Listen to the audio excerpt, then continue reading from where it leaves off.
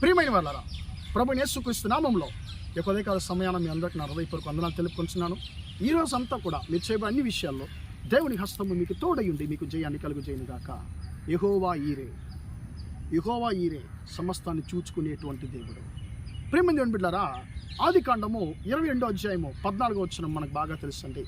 అబ్రహాము ఆ చోటికి యెహోవా ఈరేని పేరు పెట్టెను. దాని అర్థం ఏంటి? సమస్తము దేవుని పర్వతం ముందు చూచుకోబడును అనేటువంటి మాట. ఎందుకు అబ్రహాం ఈ పేరు పెట్టాడు మనకు బాగా తెలుసు. అబ్రహామును దేవుడు అంటున్నాడు, నీ కుమారుణ్ణి, నీ ఏకైక కుమారుణ్ణి నాకు నువ్వు మోరియా పర్వతం మీద బలి అంటున్నాడు. ఆయన కూడా బలి అర్పించడానికి సిద్ధపడుతున్నాడు. బలి అర్పించడానికి ఆయన తన కుమారుని సిద్ధపడినప్పుడు ఆ దేవుడు అంటున్నాడు, యెహోవా అంటున్నాడు, అబ్రహాము నువ్వు ఆపు, నీ ఏకైక కుమారుడిని కూడా నువ్వు చూడకుండా నువ్వు అతను నా కొరకు బలి అర్పించడానికి సిద్ధపడ్డావు కాబట్టి నువ్వు దేవునికి భయపడవాడవని తెలుసుకుని ఉన్నాను అని అన్నాడు. ప్రియమైన దేవుని పిల్లరా, వెంటనే అక్కడ ఏం జరుగుతుంది?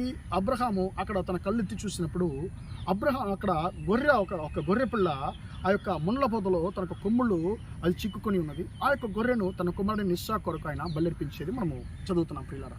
అప్పుడు అబ్రహాము ఆ స్థలానికి యెహోవా ఈరే అని పేరు పెడుతున్నాడు. దాని అర్థం ఏంటి? యెహోవా పర్వతమందు చూచుకొనబడును అనేటువంటి అర్థం ఉంది. ప్రియమైన దేవుని బిడ్డలారా, ఈ యొక్క ఉదయకాల సమయంలో దేవుడు నిన్ను నన్ను చూసి ఆయన అంటున్నాడు, నా కుమారుడు, నా కుమార్తె, నువ్వు దిగులు పడకు, నువ్వు చింతించుకో, దేనిని గురించి నువ్వు బాధపడద్దు, సమస్తాన్ని నేను చూసుకుంటాను, నీ సమస్యలన్నిటిని నేను చూసుకుంటాను, నేను యెహోవా ఈరే అని చెప్పి ఆయన నీతో మాట్లాడుతున్నాడు.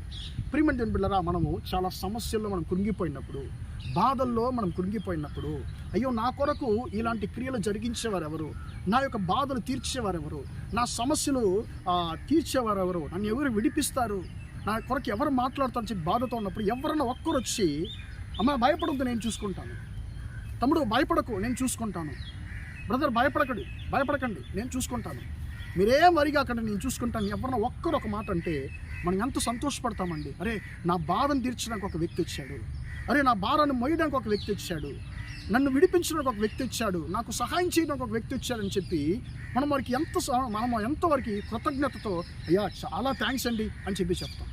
ప్రియమైన దేవుని బిడ్డలారా, ఒక మనిషి నేను చూసుకుంటాను అని ఒక మాట చెప్తే మనకి ఎంత సంతోషం వస్తుందండి. కానీ ఈరోజు మనతో ఈ మాట చెప్పేది సర్వశక్తిమంతుడు అయినటువంటి దేవుడైన యెహోవా అంటున్నాడు, నువ్వు బాధపడకు, నేను సమస్తాన్ని నేను చూసుకుంటాను, నీ సమస్యలన్నిటిని నేను చూసుకుంటాను, నీ బాధలన్నిటిని నేను చూసుకుంటాను, నేను అన్నిటినీ నీ కొరకు నేను చేసేటువంటి దేవుడను, అన్నిటిని నేను సమకూర్చేటువంటి దేవుడను, సమస్తాన్ని తీర్చేటువంటి దేవుడను అని చెప్పి ఆయన నాతో ఆయన మాట్లాడుతున్నాడు.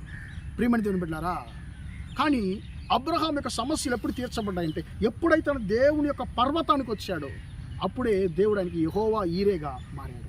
మనం కూడా మన దేవుడు మనకి యెహోవా ఈరేగా ఉండాలంటే మనం ఏం చేయాలండి?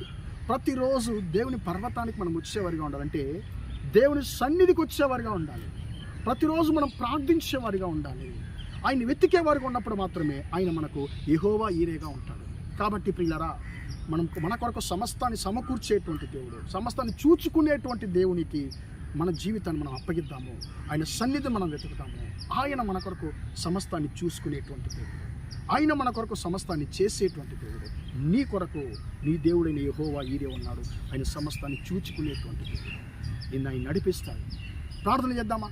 ప్రేమగల మా తండ్రి, దయగల దేవా, ఇంతవరకు ఈ మాటలు విన్న మీ బిడ్డలు మీరు దీవించండి, ఆశీర్వదించండి. అయ్యా తండ్రి, నువ్వు యెహోవా ఈరే ఉన్నావు తండ్రి, స్తోత్రం. దాన్ని బట్టి స్తోత్రం. నువ్వు సమస్తాన్ని చూసుకునేటువంటి దేవుడుగా ఉన్నావు, నీకు స్తోత్రం. మా సహోదరుల జీవితంలో తండ్రి అయ్యా స్తోత్రం, వారి యొక్క ఎదురు చూపులంతా నెరవేరును గాక.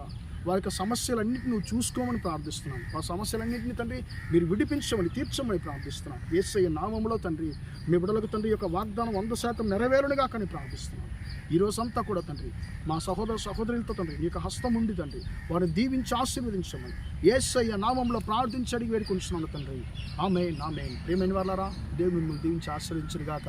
Praise the lord.